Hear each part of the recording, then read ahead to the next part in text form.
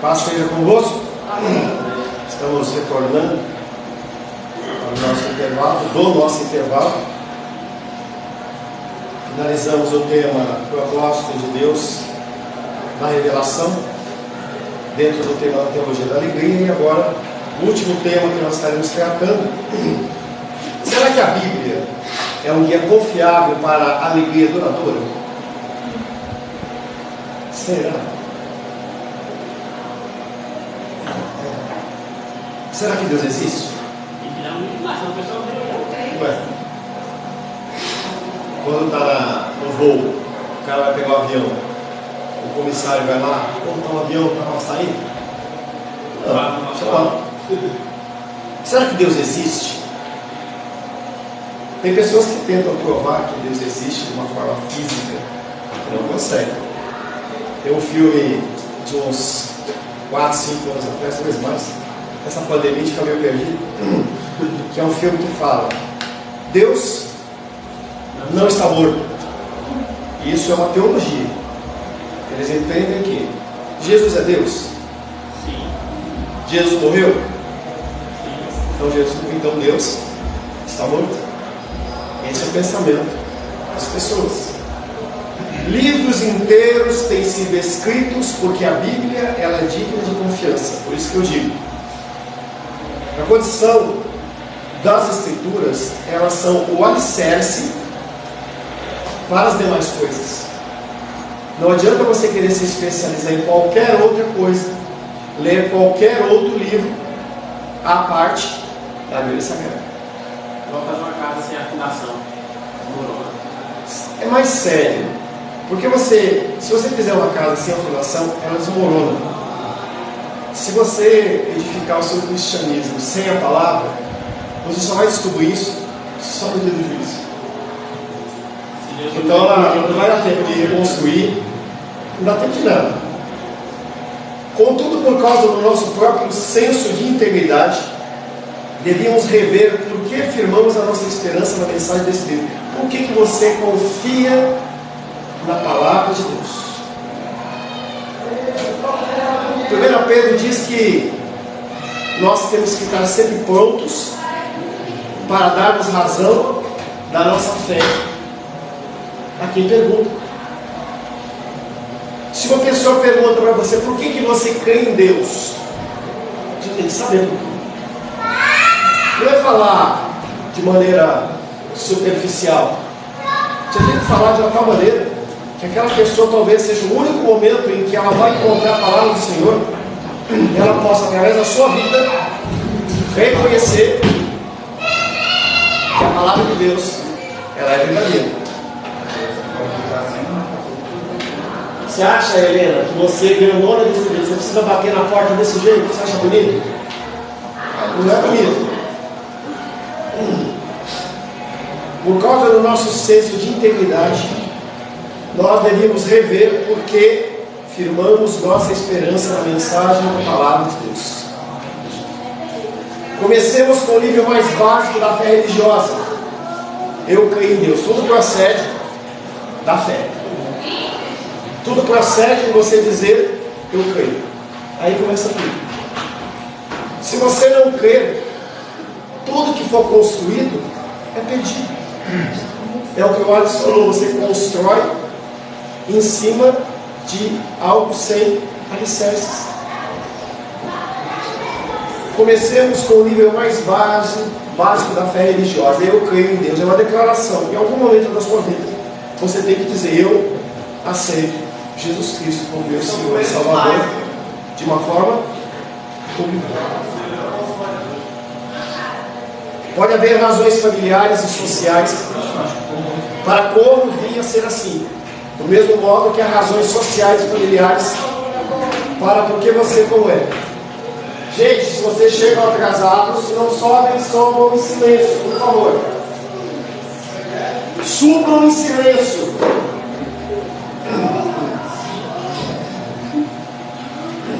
Pastor, se posso me confessar de forma pública, né?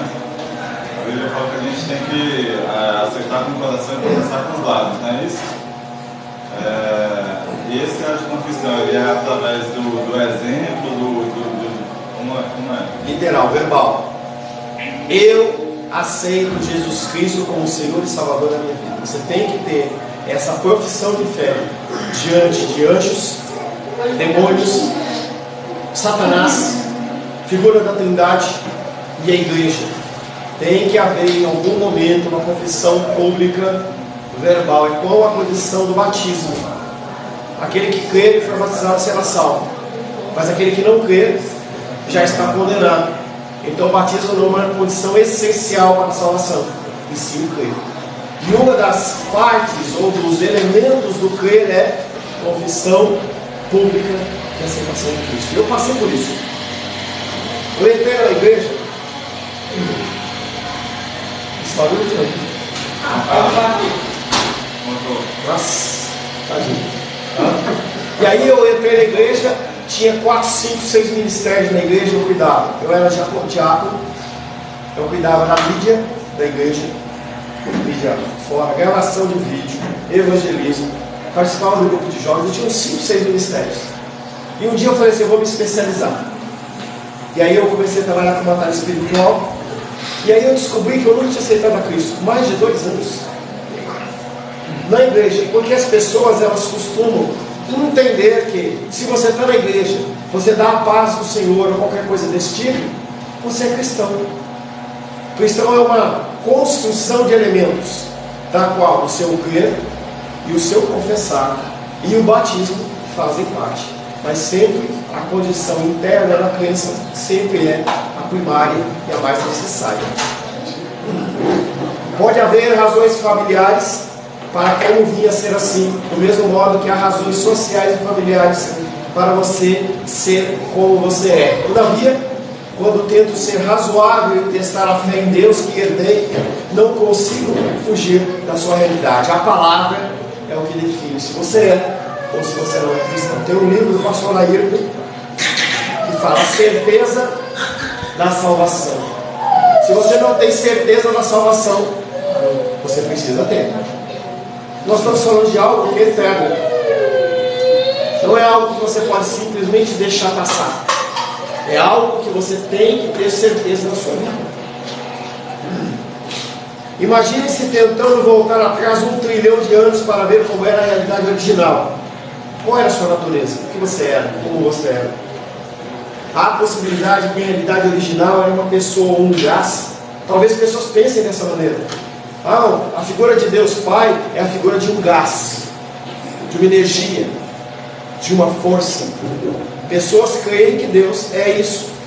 Pessoas creem que a figura de Cristo, ele é simplesmente um fantasminha camarada que andou aqui na terra. E toda sorte de doutrinas têm sido criadas em relação à Santíssima Trindade e do dogma de que a palavra de Deus, ela é a palavra e não contém a palavra. Então será que ela é confiável? Não são elementos desnecessários ou irrelevantes. Porque se você não acreditar que a Bíblia ela é a palavra de Deus, você vai continuar vivendo a sua vida achando que está tudo certo.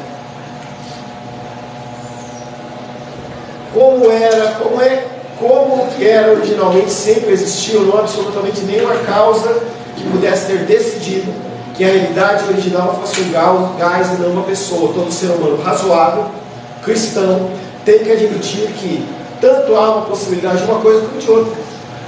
Quem é Deus para você? Quem é Deus para você? Muitas religiões, muitos deuses. Quando penso onde a felicidade permanente pode ser achada, sou levado a buscar por ela um relacionamento com Deus.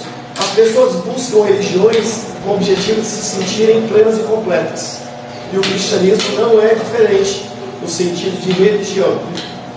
Mas o cristianismo é muito mais do que uma religião. O cristianismo é relacionamento. Deus, ele é o criador pessoal de todas as coisas. Ele não criou uma fábrica de pessoas. Ele criou indivíduos que não têm um semelhante ao outro. Mesmo gêmeos idênticos, existem diferenças. Nós temos Gabriel e Rafael. Eles são gêmeos idênticos? São.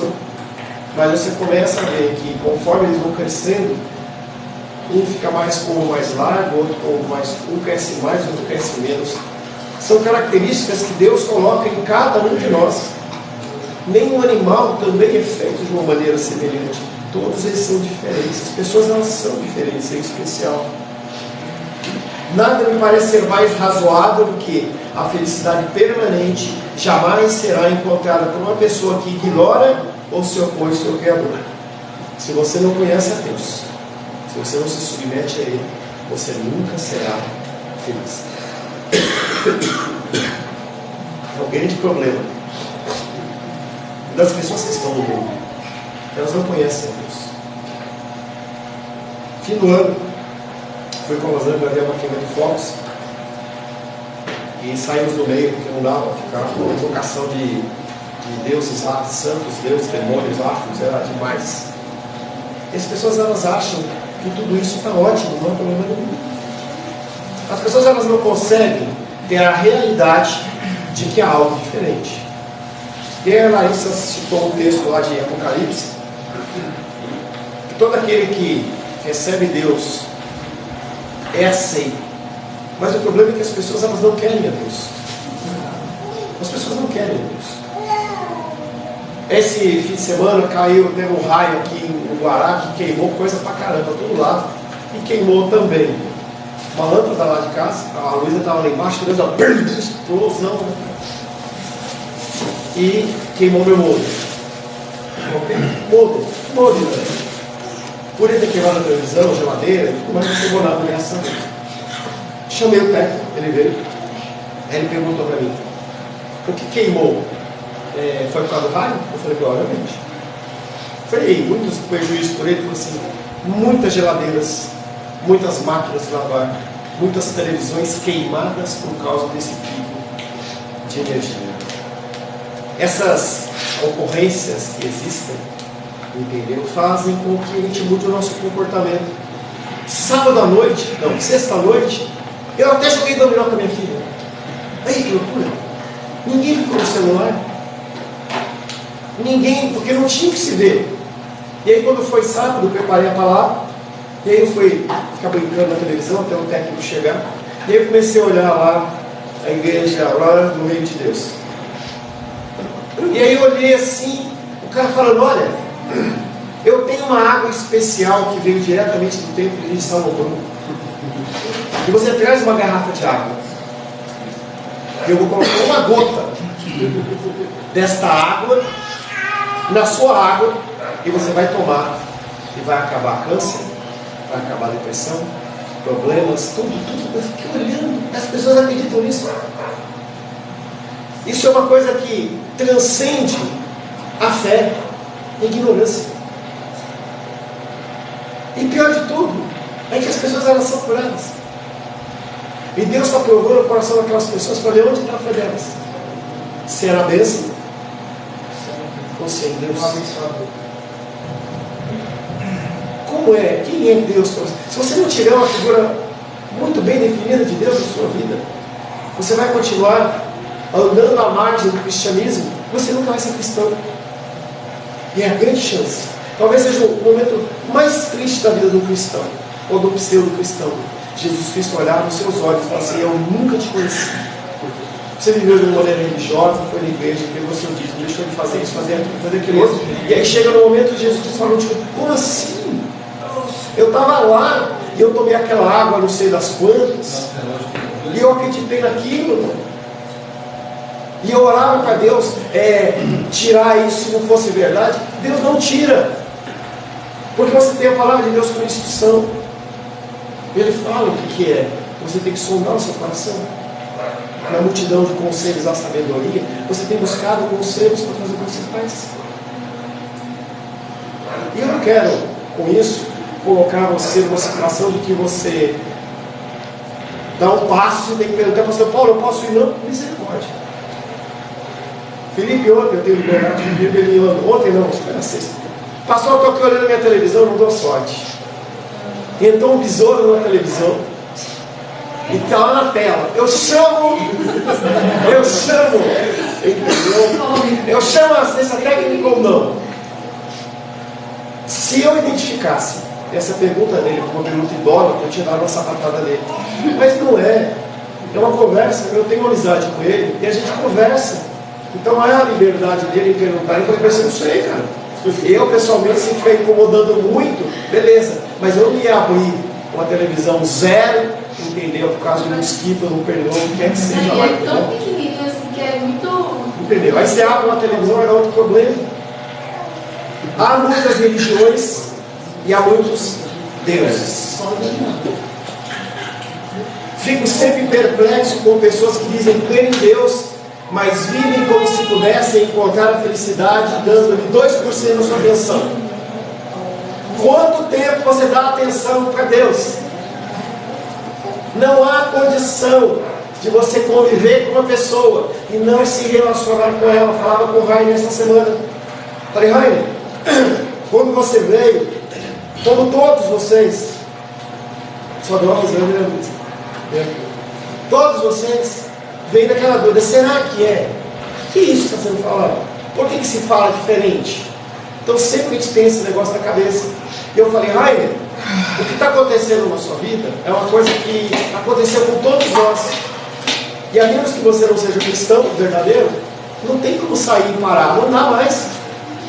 Mas o que acontece é que conforme eu fui me relacionando com ele, em conversa e tudo mais, ele foi vendo que o meu propósito não é o meu crescimento, o meu engrandecimento, o meu enriquecimento, mas eu estou preocupado com a vida dele. E é por isso que ele continua voltando. É por isso que e as pessoas não acreditam, Felipe, que um dia eu dei uma tarefa para o Felipe, já dei um ultimato para o Rainer. Talvez ele não acredite nisso. E eu falei, se você semana que vem, você não trouxer tal coisa, você vai embora. E eu acho que naquele dia o Felipe falou, gente, ele veio lá de Santa Maria, de ônibus, chegou em casa e eu falei, tchau. Entende? Por que a gente se relaciona com Deus? Porque a gente precisa conhecer Ele, ou então não tem necessidade. É isso que deve tornar perplexo sua vida. Você não dá atenção nenhuma para Deus e você se diz cristão. Com certeza o fim da era revelará que isso é um absurdo. Quando você estiver diante de Deus, não vai ter nada que você possa se apoiar. Por isso que eu perguntei 2 vezes: cadê os céus? Hoje é dia do Senhor. O primo está doente? Está enfermo? Está com câncer? Está precisando de alguma coisa? Não, lazer. O que é ensinado para eles? Há condições que eu posso faltar na casa do Senhor e há condições que não. É isso que é falado. É por isso que eu bato nessa tecla. Eu forço uma situação para que você entenda. Fiz isso com o Nicolas Reais na semana passada. Falei, cara, eu vou ser Deus. Se você acha que isso é mais importante que o Senhor, faça isso. Se não, venha à casa do Senhor. Nós temos que entender que esse dia não é para mim, não é meu, mas é dele. E exceto a condição da misericórdia, eu não tenho justificativa para não vir à casa de Deus. Não tenho. E é uma coisa que é interessante que eu tenho visto. Por que quem mora mais longe chega primeiro? Ou tem alguém que mora mais longe que o Alex e a Indy? Por quê? Por que eu tenho essa condição de continuar chegando atrasado na casa do Senhor? Por quê? Por que quando eu vou para uma viagem de avião, eu vou lá e chego 1 hora antes, faço o check-in, fico sentado naquela cadeira dura? Eu não, porque eu tenho um cartão de crédito bom para sabe? Tá? Para você, tá? Por que você vai lá e você vai naquela cadeira dura, entendeu? Tentando procurar um lugar para carregar o celular, mas você chega 1 hora antes, e na casa do Senhor, você sempre dá uma desculpa. Sempre dá uma desculpa. Isso chama-se falta de relacionamento com Deus. Quando você não vê aquilo como importante, você acorda atrasado. Eu não estou falando com vocês não, tá? Acorda atrasado, chega depois, vai fazer qualquer outra coisa. Qualquer outra coisa é importante, porque você não tem um relacionamento com Deus. Você tem lido a palavra de Deus? 2 pessoas eu tenho certeza que estão lendo. A Ingrid comigo. das 6h30 às 7h. E a Raiane comigo, das 6 às 6h30. O resto eu não sei. Eu sei. E minha esposa e minha filha, porque a gente lê junto. Tá? Mas o resto eu não sei. Como desenvolver um relacionamento com Deus se você não separa nem 2% do seu tempo?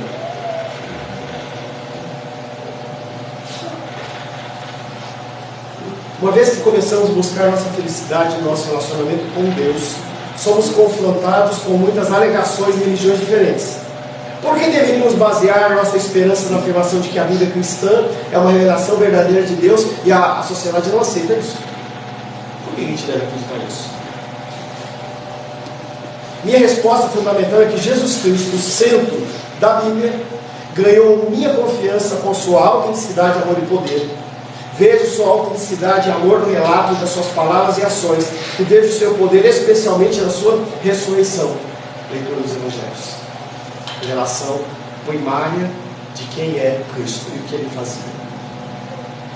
Ele era uma pessoa que sabia as Escrituras, ele viveu, ele era a própria palavra.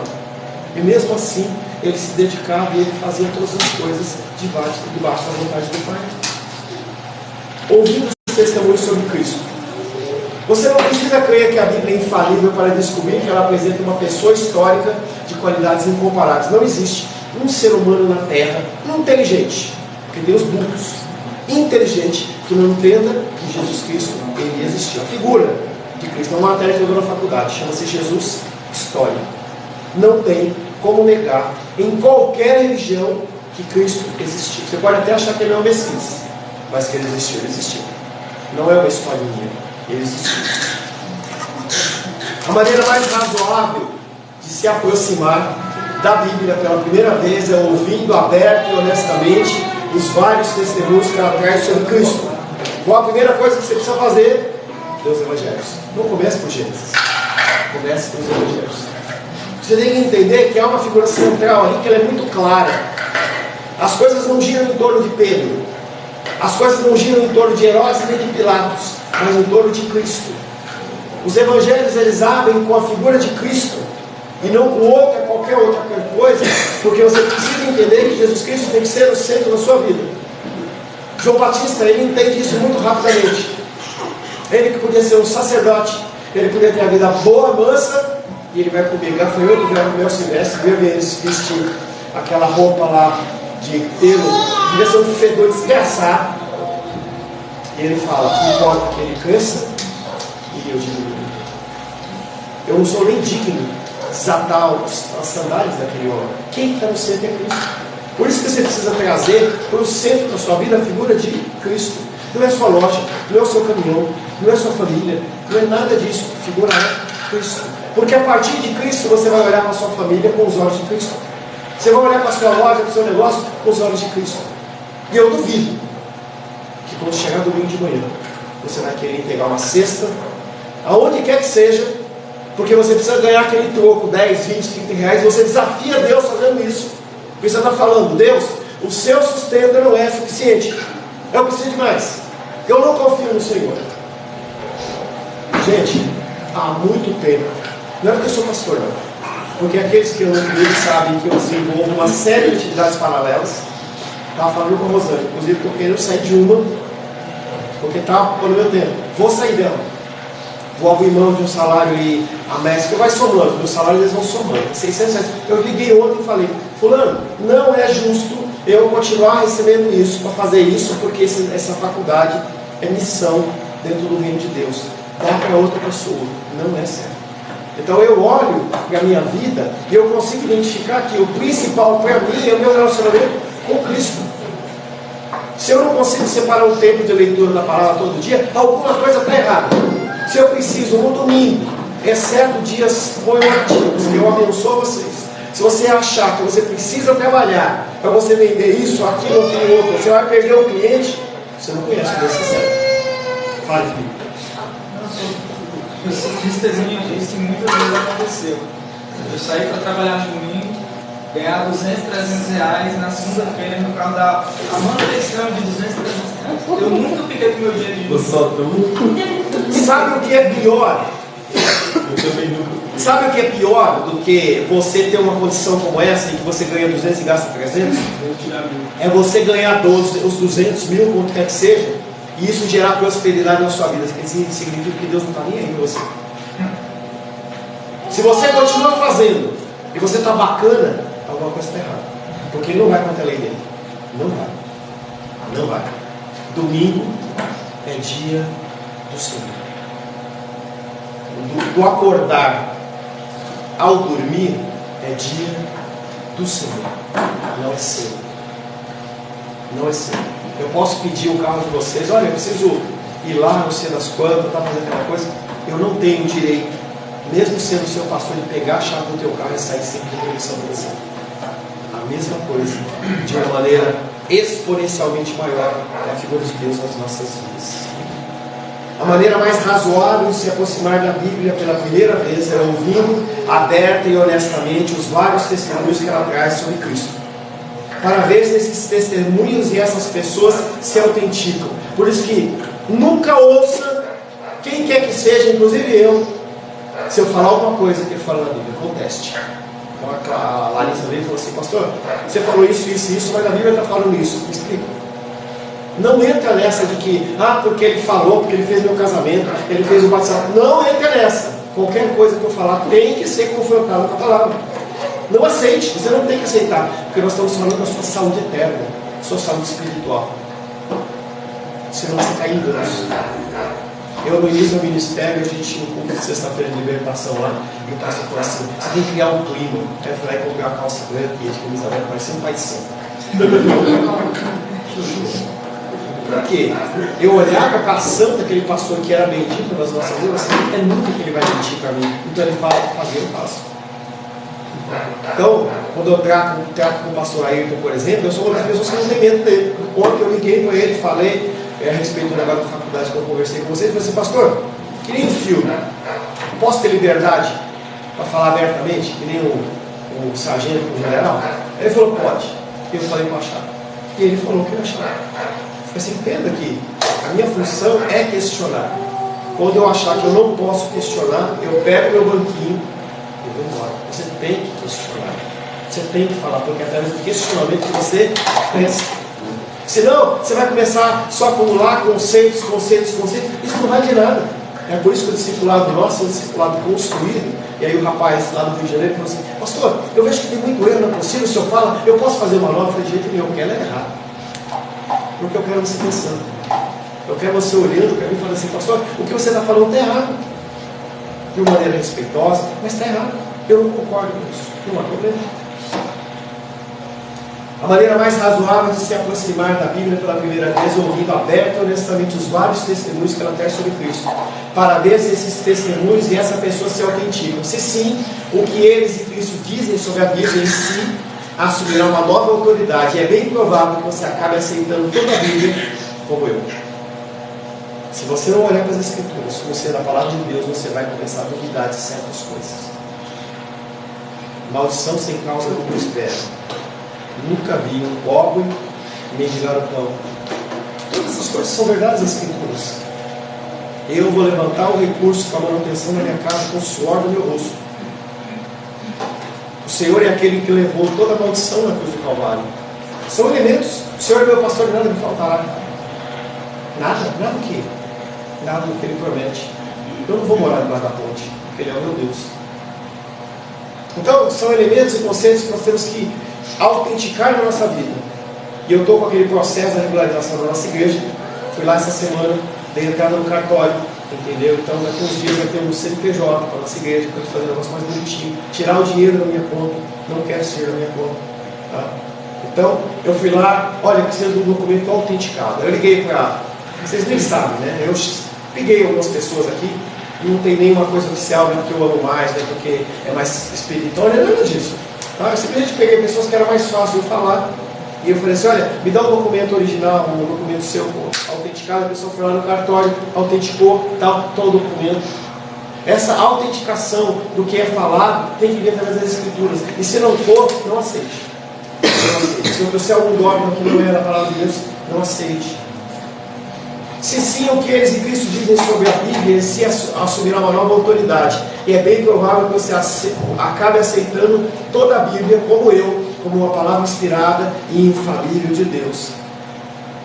Se você não entender isso, você vai continuar navegando a deriva. Cristo, ele é incomparável. Não há comparação com o nosso Cristo. Deixe-me ilustrar o que quero dizer com a mensagem autenticadora de Cristo e seus testemunhos. Os relatos bíblicos apresentam Jesus como um homem de amor incomparável por Deus e pelo ser humano. E ele ficou irado quando Deus foi desonrado pela falta de religião. Marcos capítulo 11. Quem que é que leu por último?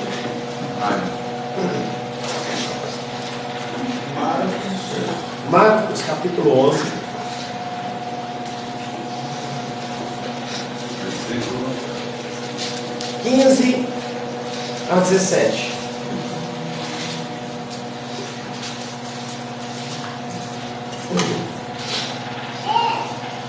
Foram para Jerusalém, entrando ele no templo, passou a expulsar os que ali vendiam e compravam. Derribou as mesas dos cambistas e as cadeiras dos que vendiam pombas. Não permitia que alguém conduzisse qualquer utensílio pelo templo. Também os ensinava e dizia: não está escrito, a minha casa será chamada casa de oração para todas as nações? Vós, porém, a tendes transformado em covil de salteadores. A palavra de Deus diz que ele veio para matar.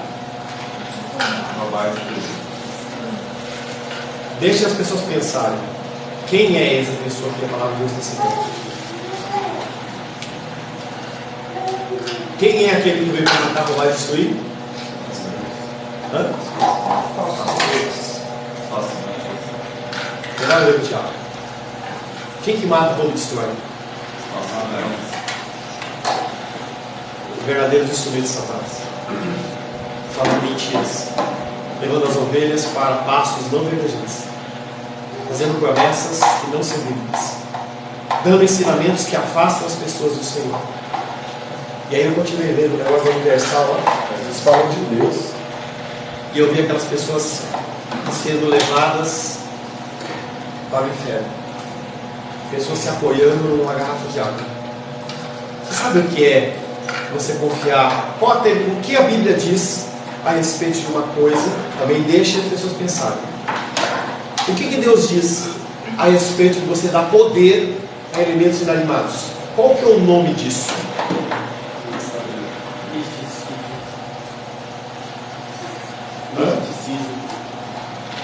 O que é eu dar poder para essa água para curar alguém? Ou pegar esse olhinho aqui, não deve ter mais nada, e falar que isso aqui cura. Qual é o nome dele? Feitiçaria. Olha, que duro. Eu fui feiticeiro nesse aspecto por muito tempo. Mas de onde que eu tirei que não é? Das Escrituras. A unção com óleo, entenda que a unção com óleo, nós estamos falando de remédio. A Rosângela está estudando um negócio de óleos essenciais, eu brinquei com a Glória. Em que não aconteceu nada, gente, fique em paz. Só a cabeça que vai gritar. Entendeu?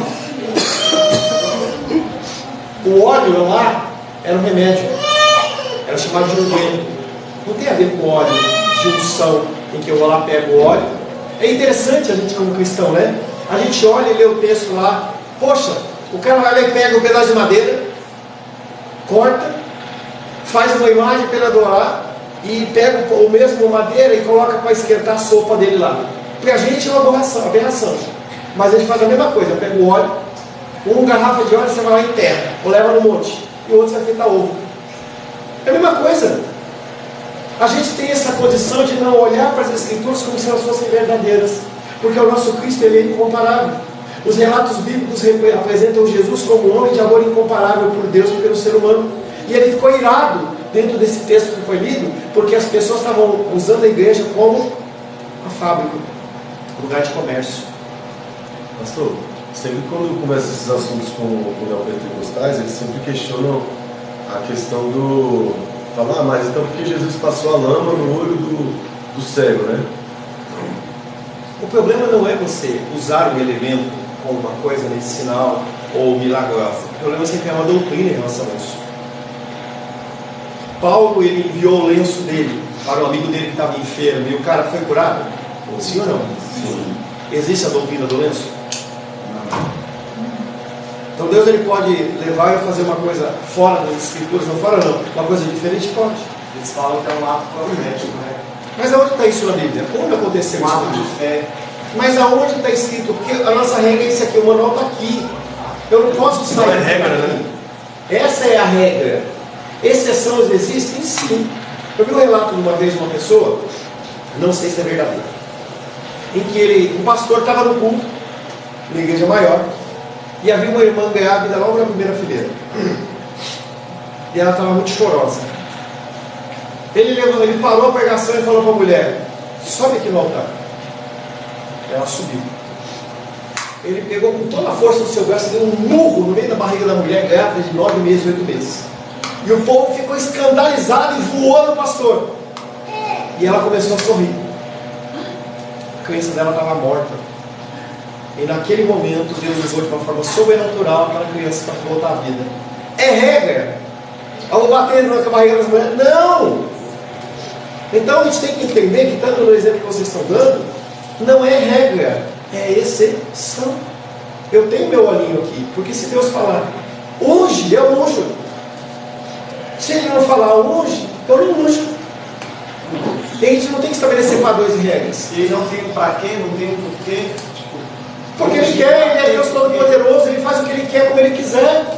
Talvez para convencer alguém, talvez para constranger alguém, milagres e maravilhas. Por que Ele fez tudo o que Ele fez no Egito? Por que Ele já não liberou aquela galera toda? Porque Ele tinha que mostrar para aquelas pessoas quem Ele era. E cada praga daquela foi um confronto contra uma divindade do Egito. Divindades essas que lá na frente, lá no cativeiro babilônico, as pessoas continuavam adorando aqueles deuses. Eles não tinham Deus como Deus. Por que Deus faz o que faz? Não tem explicação. Ele pode fazer porque Ele está querendo curar alguém. Ele pode fazer porque Ele está querendo criar um testemunho através da vida de alguém, como fez com Saulo, que virou Paulo. Ele pode tentar testar o seu coração, para ver o que você faz. Lá em Números, no Deuteronômio, Números fala que Ele cria um engano. Quem que está por trás dessa água milagrosa lá na igreja? Deus. Está provando o coração da pessoa. Eu falei para as pessoas: você vai prosperar. Falei, polemia, você vai prosperar. Você vai prosperar. E aí Deus ele pode dar essa prosperidade para ver a luz nessa fé. Por que você confia? Como que você está disposto a compartilhar? Peraí, que tem 3 pessoas na frente. Tá? Compartilhar dessa prosperidade. Você quer só para você ficar bacana, é isso? Alguma pessoa perguntou antes do Felipe, você ficou feliz?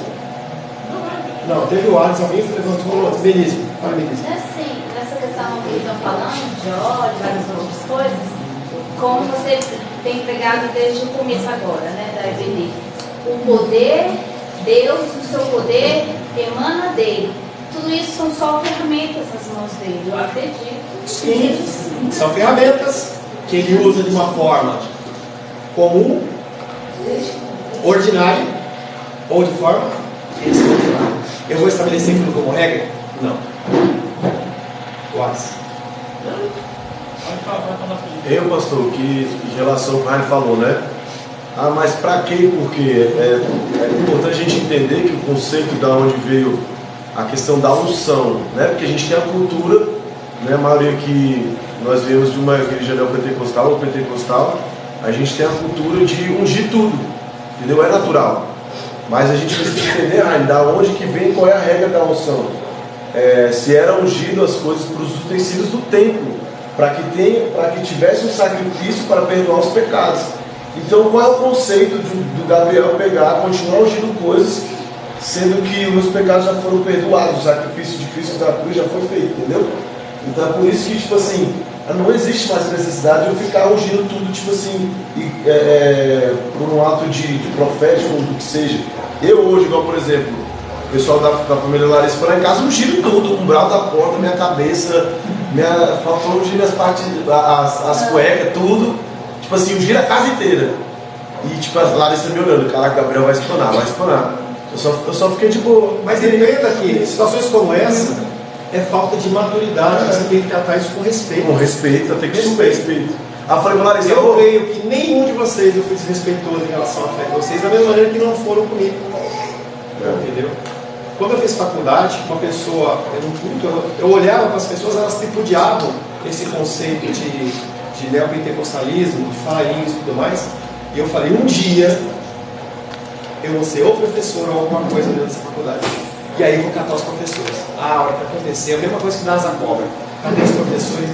Dei uma cintada pra gente ficar chorando, porque vocês maltratam eles em relação à fé deles. Você só tem o que você tem, porque Deus concede isso de graça. Nicolas. Aqui estou questionando por que usar, precisa ser usado. E a grande questão é, por que não usar? Se você vai orar por alguém, crendo que é o Senhor que vai curar, mas qual é a necessidade de ter um terceiro elemento, né? Que é o elemento principal, é a fé que cura, é a fé que transforma, né? Então eu penso dessa forma. Se vai orar para abençoar a vida de alguém, ou vai orar pela saúde e tudo mais, se é Deus que cura, não tem a necessidade de um óleo ou de qualquer outra coisa.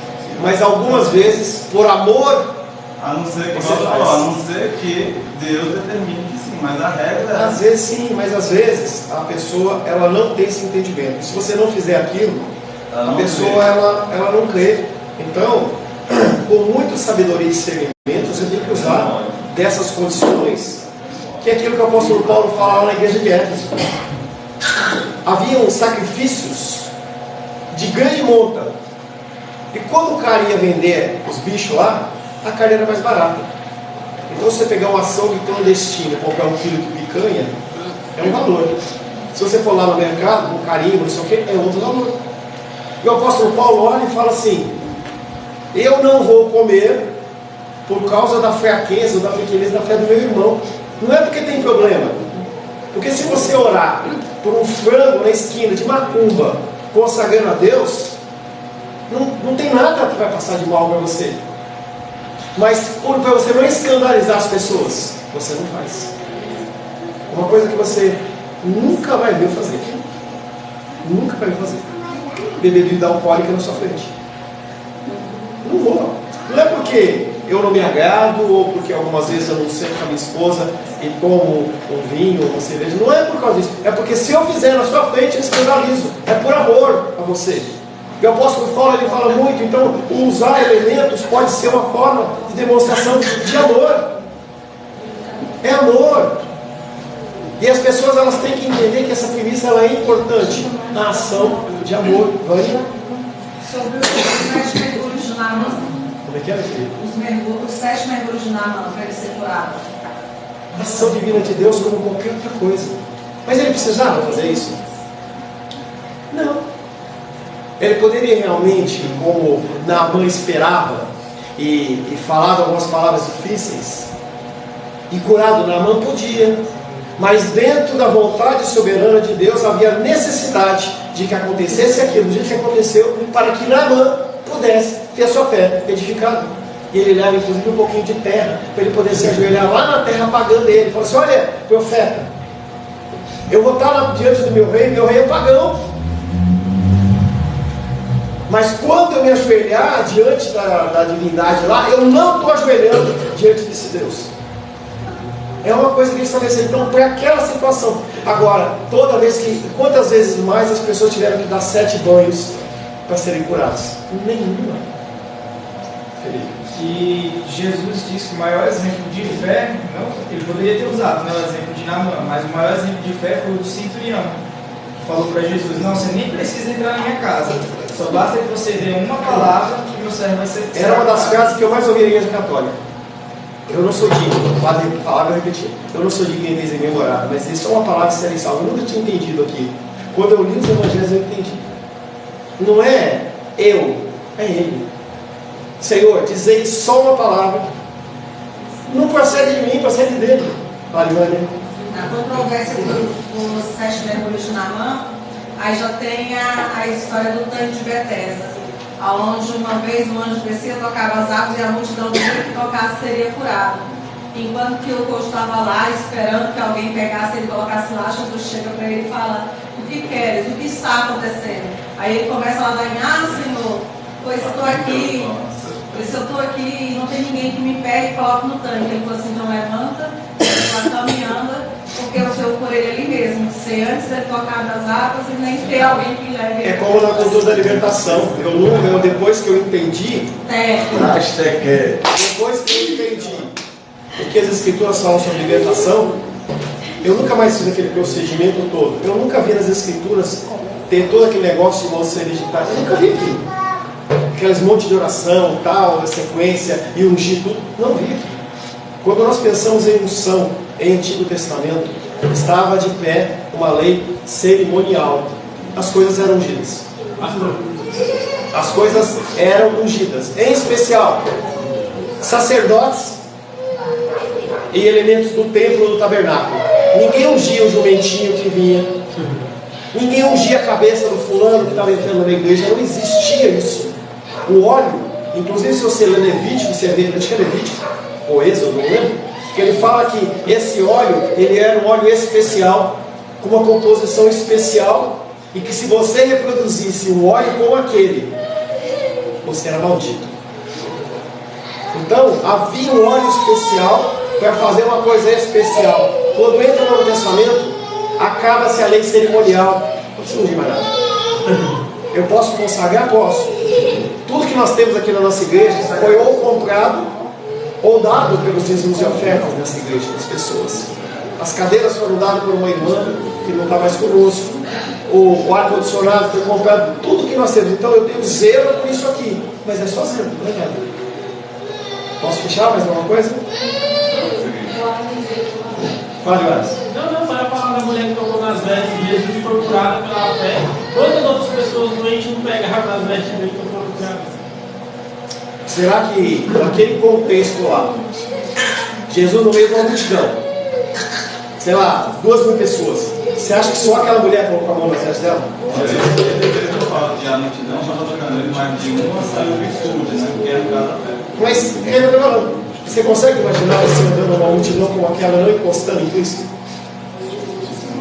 Senhor, em nome de Jesus, louvamos, adoramos e bendizemos o teu nome, agradecemos por teu amor, tua graça e cuidado.